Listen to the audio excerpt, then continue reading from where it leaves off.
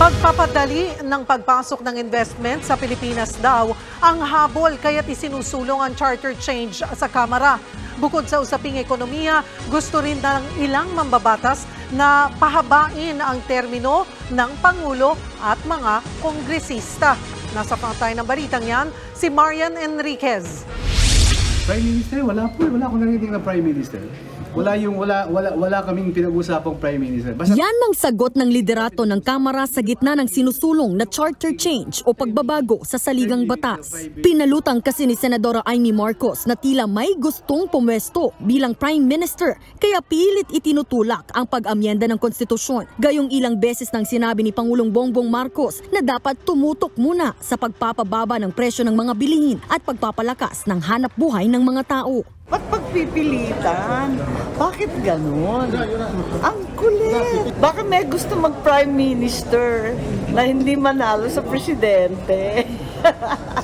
Pagtitiyak ni Senior Deputy Speaker at Pampanga Representative Dong Gonzales, hindi babaguhin ang porma ng gobyerno. Pagluluwag sa economic provisions ng 1987 Constitution ang layong galawin para raw mas madaling makapasok ang foreign investment sa bansa. Pero sana rin daw ay matalakay ang pag-amyenda sa term limit ng mga opisyal ng gobyerno. Basta kung political ang pinag-uusapan, yung aking term limits na 5 years and 2 terms. Diba? Tapos may re-election lang yung presidente. Kabuka ng vice president. Para the continuity. Diba palagi ko sinasabi sa inyo, the continuity.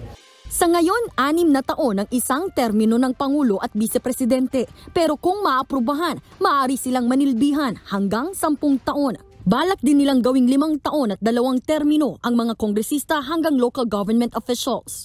Tingnan mo next 2025, katatapos na nung eleksyon ng barangay noong October.